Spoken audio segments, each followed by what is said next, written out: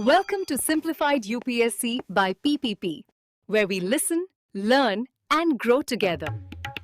Detailed lecture notes in English and Hindi, plus practice questions for prelims and mains, only on our Telegram channel. Link in description. Like and subscribe for more. क्या आपको अंदाजा है कि हमारा दिल मतलब जो सिर्फ हमारी मुट्ठी जितना होता है वो हर एक दिन में करीब 7,500 लीटर खून पंप करता है। 7,500 लीटर? हाँ, ये हमारे शरीर के अंदर मौजूद एक कमाल के सुपर हाईवे सिस्टम का पावर हाउस है। और आज हम इसी सिस्टम की गहराई में उतरने वाले हैं। आज का हमारा विषय है NCERT कक्षा 11 जीव विज्ञान का अध्याय 18 शारीरिक तरल पदार्थ और परिसंचरण, और हम इसे खास तौर पर यूपीएससी परीक्षा के नजरिए से समझेंगे। मतलब सिर्फ रटना नहीं बल्कि कॉन्सेप्ट्स को समझना। बिल्कुल, ताकि इससे जुड़े सवाल कैसे बन सकते हैं वो भी साफ हो जाए। बहुत बढ़िया। और इस सफर को शुरू करने से पहले हम simplified UPSC by PPP YouTube channel के सभी मौजूदा सदस्यों को दिल से शुक्रिया कहना चाहते हैं। आपका भरोसा ही हमारी असली ताकत है। हाँ, और जो नए श्रोता आज पहली बार हमारे साथ हैं उनसे गुजारिश है कि अगर आपको ये चर्चा पसंद आए तो चैनल को सब्सक्राइब करें और हमारी पेड मेंबरशिप में शामिल होकर हमें सपोर्ट करें। आपका छोटा सा योगदान हमें ऐसा कंटेंट लगातार लाने में बहुत मदद करता है। तो चलिए शुरू करें। चलिए, तो सबसे पहले ये शारीरिक तरल पदार्थ यानी बॉडी फ्लूइड्स आखिर है क्या? दिमाग में तो सबसे पहले खून ही आता है। हाँ, लेकिन कहानी उससे कहीं ज्यादा दिलचस्प है। स्रोत बताते हैं कि खून एक तरल संयोजी ऊतक है, मतलब लिक्विड कनेक्टिव टिश्यू। ये सुनने में थोड़ा अजीब लगता है। एक तरल चीज ऊतक कैसे हो सकती है? सही सवाल है। देखिए, इसे संयोजी ऊतक इसलिए कहते हैं क्योंकि ये पूरे शरीर के अंगों को आपस में जोड़ता है। पोषक तत्व पहुंचाना, वेस्ट हटाना, संदेश देना, सब कुछ। अच्छा, इसमें एक द्रव मैट्रिक्स है जिसे हम प्लाज्मा कहते हैं, और इसी प्लाज्मा में बाकी सारी कोशिकाएं तैरती हैं। तो पहले इसी मैट्रिक्स यानी प्लाज्मा को समझते हैं। ये खून का लगभग 55% हिस्सा है।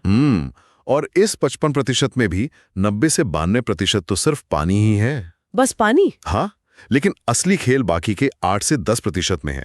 इसमें प्रोटीन्स होते हैं, मिनरल्स होते हैं। कौन कौन से प्रोटीन्स? 3 मुख्य प्रोटीन्स हैं। पहला फिब्रिनोजन, जो खून का थक्का जमाने के लिए जरूरी है। अच्छा, इमरजेंसी वाला प्रोटीन। बिल्कुल। दूसरा है ग्लोबुलिन, ये हमारे शरीर के बॉडीगार्ड्स हैं, मतलब इम्यून सिस्टम का हिस्सा। और तीसरा है एल्ब्यूमिन, ये ऑस्मोटिक बैलेंस बनाए रखता है, मतलब नसों में पानी की सही मात्रा को कंट्रोल करता है। और मिनरल्स का आपने जिक्र किया था? हाँ, सोडियम, कैल्शियम, मैग्नीशियम, ये सब प्लाज्मा में ही घुले होते हैं। और जैसे हम आगे देखेंगे, कैल्शियम के बिना तो खून का थक्का भी नहीं जम सकता। ओके, तो ये हुई 55% प्लाज्मा की बात। अब बाकी के 45% पर आते हैं, जिसे स्रोत रचित तत्व या फॉर्म्ड एलिमेंट्स कहते हैं। हाँ, इसमें हमारे 3 मुख्य खिलाड़ी हैं। लाल रक्त कोशिकाएं यानी आरबीसीज, श्वेत रक्त कोशिकाएं यानी डब्ल्यूबीसीज, और प्लेटलेट्स। चलिए आरबीसी से शुरू करते हैं। इनका काम तो हम सब जानते हैं, ऑक्सीजन की डिलीवरी। बिल्कुल, ये हमारे शरीर के डिलीवरी ट्रक हैं। इनके अंदर हीमोग्लोबिन नाम का एक खास प्रोटीन होता है जो ऑक्सीजन को पकड़कर हर कोशिका तक पहुंचाता है। इनकी उम्र लगभग 120 दिन होती है ना? हाँ, और एक बहुत दिलचस्प बात यह है कि स्तनधारियों की आरबीसीज में केंद्रक यानी न्यूक्लियस नहीं होता, ताकि हीमोग्लोबिन के लिए ज्यादा से ज्यादा जगह बन सके। आपने बिल्कुल सही पकड़ा। अब आते हैं डब्ल्यूबीसीज पर। ये हैं हमारे शरीर की सेना। इन्फेक्शन होने पर डॉक्टर इन्हीं का काउंट देखते हैं। एकदम। इस सेना में भी अलग अलग सैनिक हैं। न्यूट्रोफिल और मोनोसाइट्स, ये वो हैं जो सीधे बैक्टीरिया को निगल जाते हैं, मतलब फ्रंटलाइन सोल्जर्स। हाँ, फिर है इयोसिनोफिल जो संक्रमण से लड़ते हैं, और बेसोफिल जो हिस्टामिन जैसे केमिकल रिलीज करते हैं। और सबसे खास लिम्फोसाइट्स, इन्हें इम्यून सिस्टम का स्पेशल फोर्स कह सकते हैं। क्या बात है, बिल्कुल। ये बी और टी सेल्स होते हैं जो दुश्मन को याद रखते हैं और एंटीबॉडी बनाते हैं। और आखिर में प्लेटलेट्स, हमारी इमरजेंसी रिपेयर टीम। हाँ, इन्हें थ्रोम्बोसाइट्स भी कहते हैं। चोट लगने पर खून को रोकने का काम यही करते हैं। इनकी कमी हो जाए तो खतरनाक ब्लीडिंग हो सकती है। तो ये तो हुई खून के अंदर की दुनिया, लेकिन एक पहेली है। सबका खून लाल है, पर हम किसी का भी खून किसी को नहीं चढ़ा सकते। ये ब्लड ग्रुप का चक्कर क्या है? ये बहुत ही शानदार सवाल है। इसका जवाब आरबीसी की सतह पर मौजूद कुछ खास प्रोटीन्स में छिपा है, जिन्हें हम एंटीजन कहते हैं। एंटीजन मतलब एक तरह का आईडी कार्ड? बिल्कुल सही। एबीओ सिस्टम इन्हीं आईडी कार्ड पर आधारित है। अगर आपकी आरबीसी पर ए एंटीजन है तो आपका ग्रुप ए है। और मेरे शरीर में बी एंटीजन के खिलाफ हथियार यानी एंटीबॉडी बी पहले से होगी? एकदम सही। इसी तरह बी ग्रुप वाले के पास एंटीजन बी और एंटीबॉडी ए होती है। और ए बी और ओ का मामला तो और भी दिलचस्प है। हाँ, ए बी ग्रुप वालों की आरबीसी पर ए और बी दोनों आईडी कार्ड होते हैं, तो उनके शरीर में कोई एंटीबॉडी नहीं होती। इसीलिए वो सबसे खून ले सकते हैं, यूनिवर्सल रेसिपिएंट। बिल्कुल। और ओ ग्रुप वालों की आरबीसी पे कोई आईडी कार्ड ही नहीं होता। मतलब उनकी आरबीसी किसी भी शरीर में जाए तो वहां का इम्यून सिस्टम उसे पहचान ही नहीं पाएगा। सही। इसीलिए वो यूनिवर्सल डोनर हैं, सबको खून दे सकते हैं।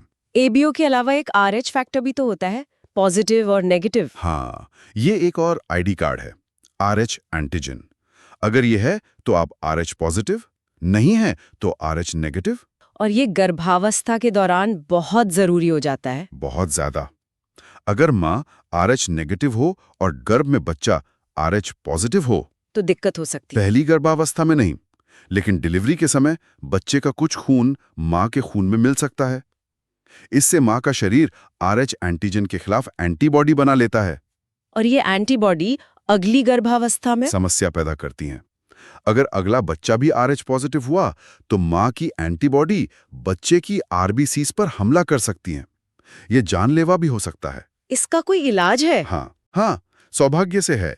डिलीवरी के तुरंत बाद माँ को एंटी आरएच एंटीबॉडी का इंजेक्शन दिया जाता है ताकि माँ का शरीर खुद एंटीबॉडी ना बना पाए। ये तो विज्ञान का एक चमत्कार है।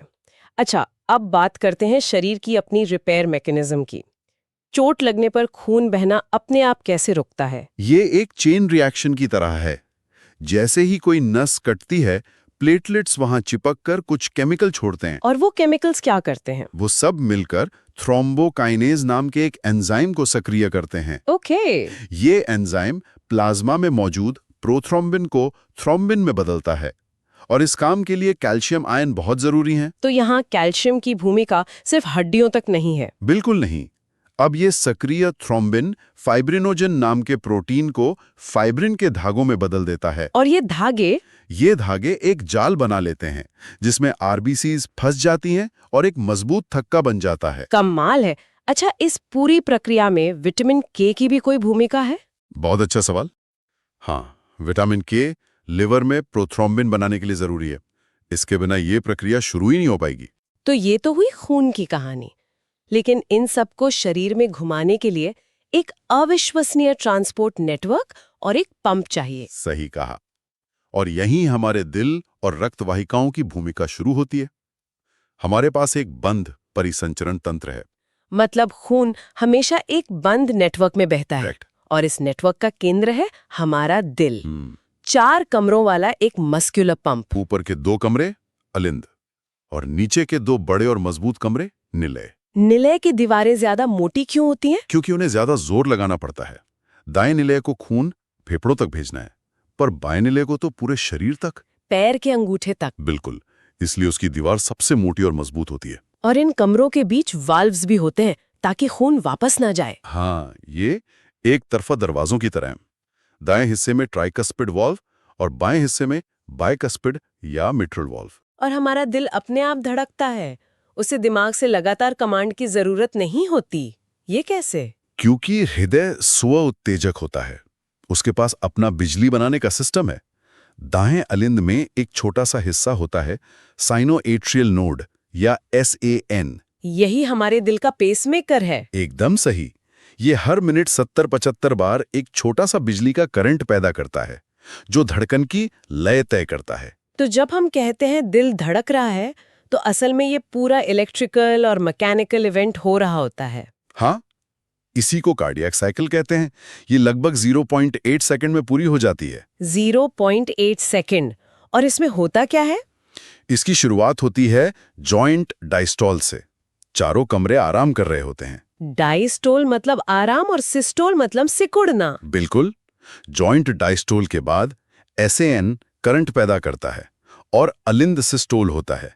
दोनों अलिंद सिकुड़ते हैं और खून निलय में भर जाता है। हाँ, इसके तुरंत बाद होता है निलय सिस्टोल, यानी निलय जोर से सिकुड़ते हैं और तभी वो लब की आवाज आती है। सही। जैसे ही निलय सिकुड़ते हैं, ट्राइकस्पिड और बाइकस्पिड वाल्व जोर से बंद होते हैं। उन्हीं के बंद होने की आवाज है लब।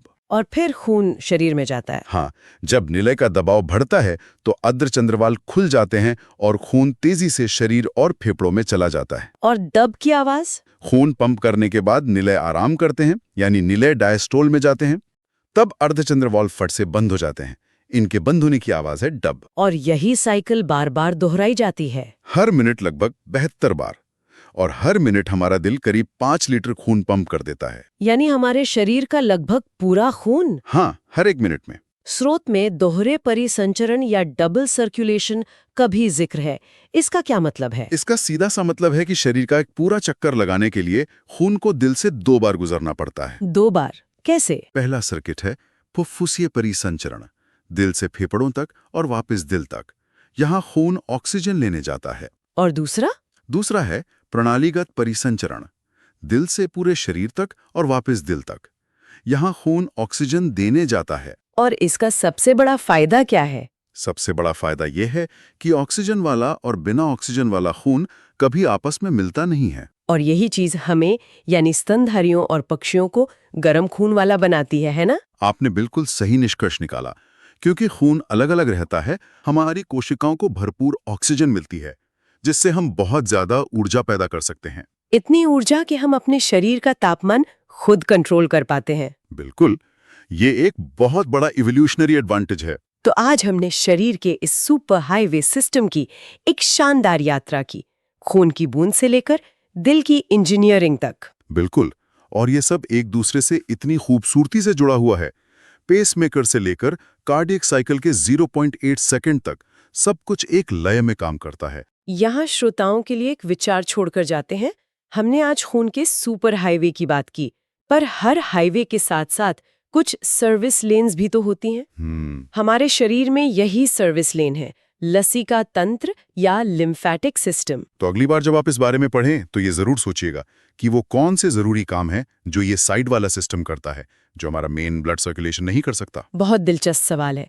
आज की ये गहन चर्चा यहीं समाप्त होती है। यदि आप यूपीएससी की तैयारी के लिए ऐसे ही विस्तृत विश्लेषण चाहते हैं तो simplified UPSC by PPP YouTube channel को सब्सक्राइब करना और हमारी पेड मेंबरशिप में शामिल होना न भूलें। हम एक बार फिर अपने सभी सदस्यों को उनकी निरंतर समर्थन के लिए धन्यवाद देते हैं। आपका सहयोगी हमें आगे बढ़ने की प्रेरणा देता है। अगली बार फिर मिलेंगे एक नए विषय के साथ। Thanks for watching. Follow us on Telegram and Instagram. Don't forget to like, share, and subscribe.